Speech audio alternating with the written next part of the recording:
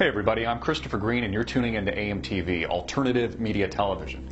So I realize many of you have been sitting on pins and needles asking me what are my thoughts about this crisis and this war that is currently raging on in the Middle East, specifically regarding Gaza and the Gaza bombardment by Israel, attack, counterattack by both sides, Hamas.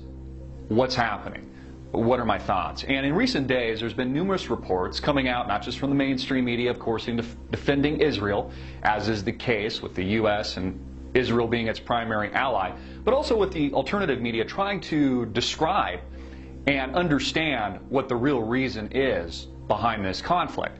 And I think that both parties are pointing out viable and valid options, but really failing to nail it on the head. I mean, what is Gaza really about? I saw a report yesterday linking Gaza specifically to natural gas. That's the sole reason for the engagement and the sole reason for the bombardment and the death of innocent civilians, which is making up men, women, and children. And these are just ungodly, terrifyingly evil acts. Now, it's not to say that natural gas or energy or something like that isn't playing a role in this war. You know, again, wars are fought over things like energy, land, power, money. And I think that's really the root of what's happening today, is that what's happening in Gaza isn't really just specifically about one thing. I think that what's happening in this part of the world is an engineered flashpoint by the West.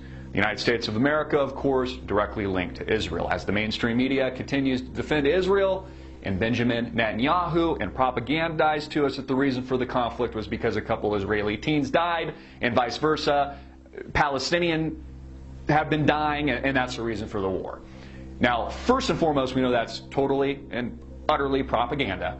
We know that Israel had a gag order on the deaths of the Israeli teens, and they perfectly timed and coordinated this to justify their bombardment of Gaza and the bombing of innocent civilians. And now, I just checked out the main wires today, earlier this morning, and Israel just notified Gaza and the people of Gaza up to 100,000 people to evacuate. So all of this is escalating further.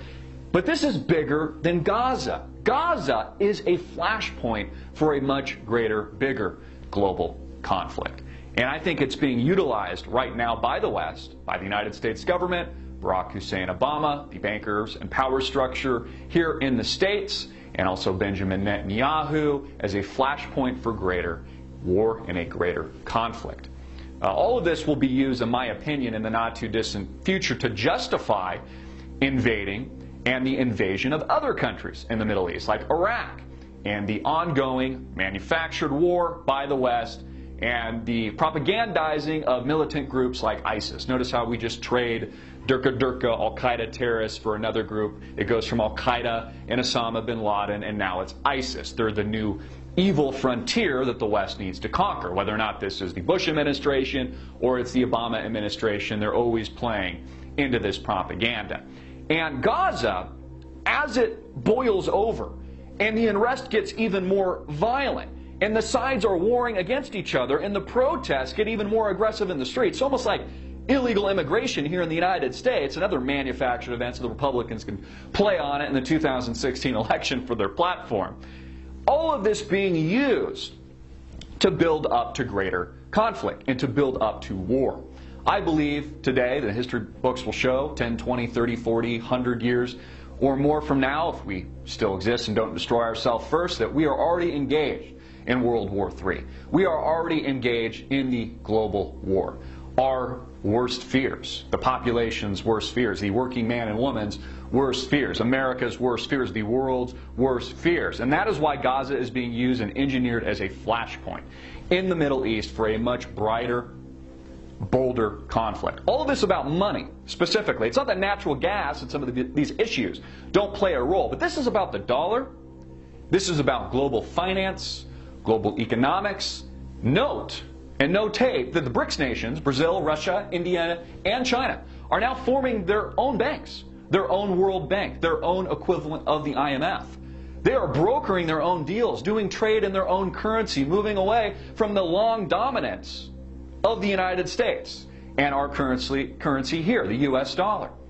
They are moving into a new future and a new frontier where they're in control of the monetary system. All this about money, all this about power.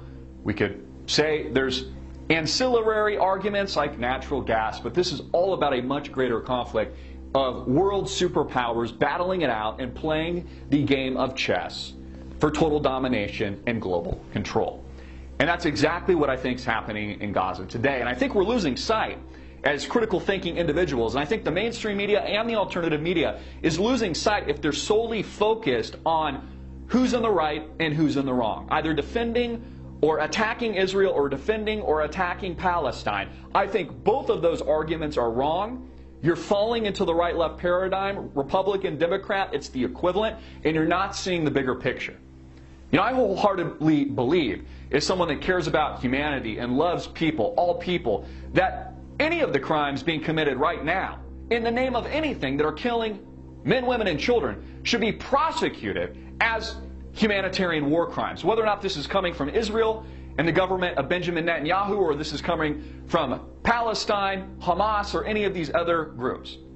Both parties should be ashamed of themselves. Both parties should be charged with war crimes. And that's the bigger picture, folks. The bigger picture is, this is about global conflict. This is about global war. This is about show me the money. And it's exactly why Gaza is a flashpoint for our very worst fear. Gaza is the flashpoint for the larger war in the Middle East. We've seen this in Syria. We've seen this in Libya with the ouster of Muammar Gaddafi, the attack on Bashar al-Assad. In Syria, we see this in Iraq, as the mainstream media is breaking news on a daily basis that they're building a caliphate and putting into order Sharia law in this part of the world. Again, the government has their eyes on the entire region, not just Gaza. And that's why the mainstream media is spinning this. And they're going to escalate this, and it's going to be used as a catalyst to justify war. I personally don't know what's going to happen next, what the next bomb to go off will be. All I know is this is how it's being pitched by the mainstream media and the paradigm that makes up the New World Order and the power structure today. And it's much bigger than natural gas lines. Again, pointing a finger at either group, defending and or attacking either group, Israel, Palestine, Hamas, or the evildoers in Israel, to use some George W. Bush language, is ignoring the greater picture, is ignoring what's really happening in the Middle East. What's taking place right now, folks, is your worst fear. This is world war. Hard-hitting and in your face. I'm Christopher Green. Get it out everywhere, make it viral, and click that link below to share it everywhere.